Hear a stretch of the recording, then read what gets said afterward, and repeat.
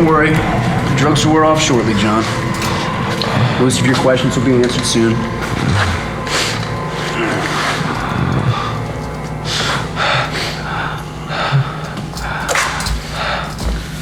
I think he's ready, Doc. Now, John, it's very important that you answer the following questions as truthfully as possible to make this process go smoothly. Do I make myself clear? Where am I? Well, John, as far as your friends and family are concerned, you're over at a tech conference in Silicon Valley. Why am I here? Well, John, it's been brought to our attention that you're unhappy with the way we do things. And we're here to assure that changes. What are you talking about?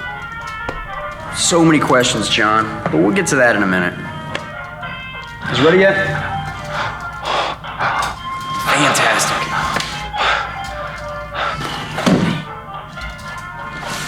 Okay.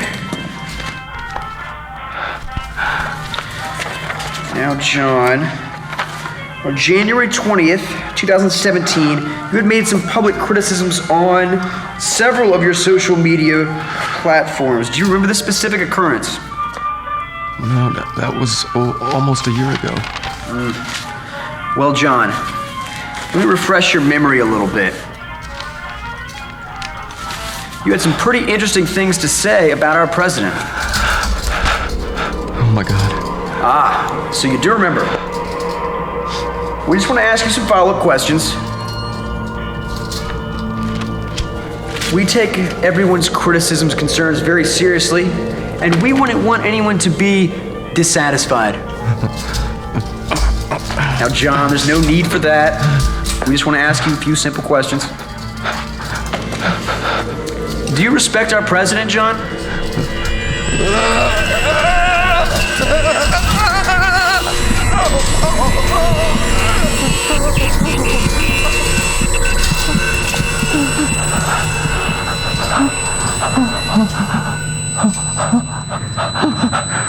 Let's try that again. Do you respect your president, John? Yes. Yes. Wonderful news. But you see, John, we're not entirely convinced on your disposition just quite yet. Please, don't do this. You did this to yourself, John.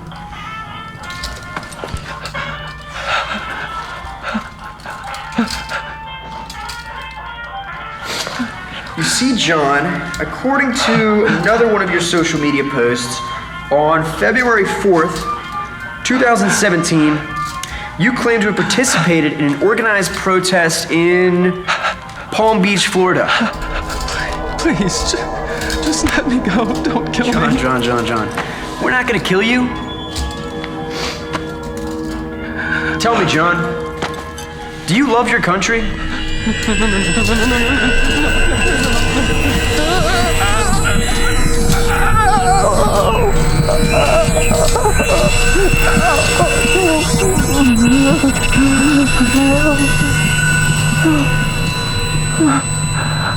Do you love your country, John? Yes, I do. Fantastic. You're almost done, I promise. We only have one more question.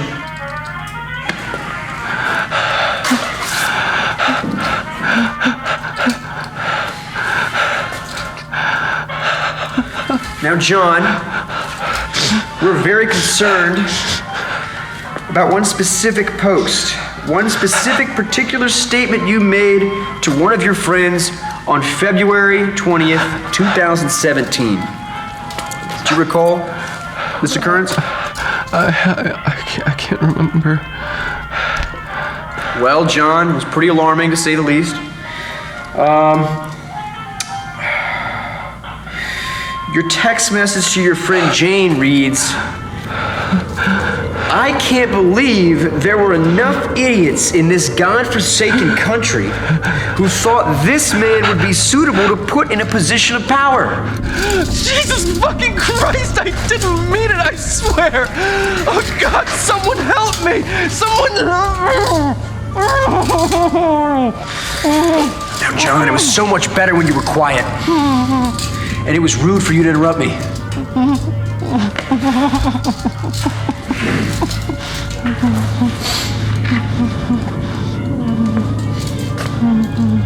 I just hope that someone has the guts to stand up to this piece of shit.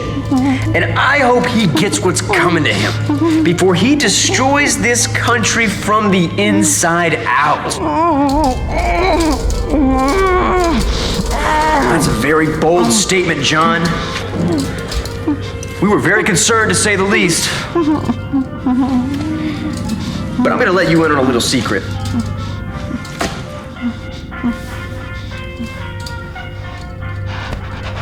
We have a love-hate relationship with technology, John. You see, before the internet, things were so simple.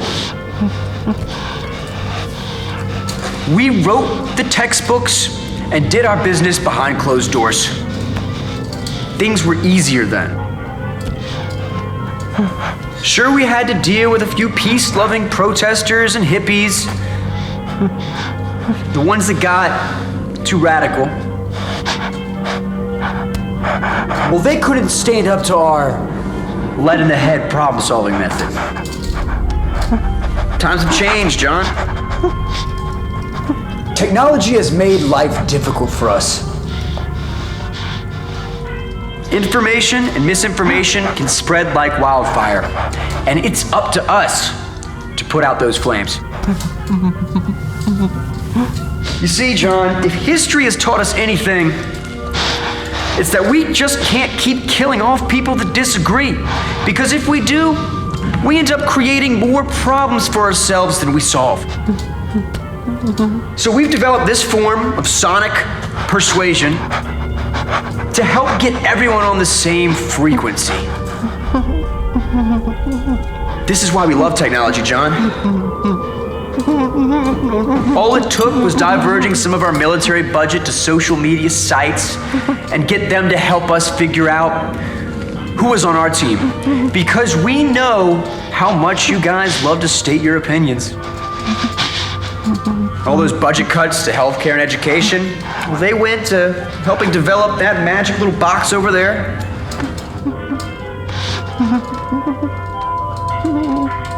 You see, John, by the time you leave here today, all those crazy ideas you had about the way things should be, they'll be gone.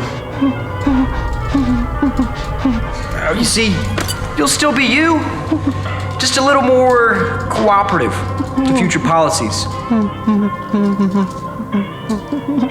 I'm not gonna go and bore you with the details, because you won't remember them anyway. When you leave this building, you won't remember much of anything that happens here. And that brings us to our last question. Are you willing to die for your country, John?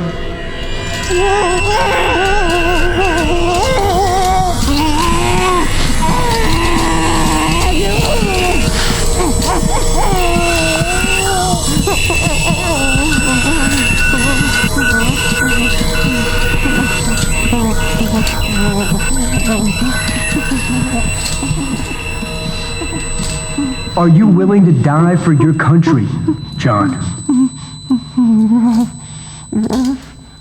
That's wonderful to hear.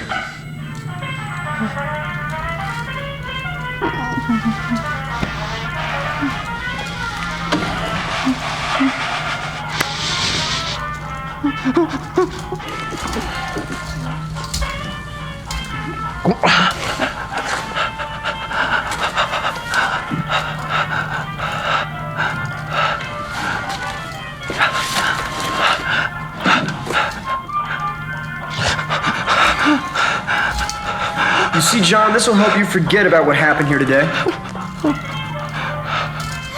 Please, no.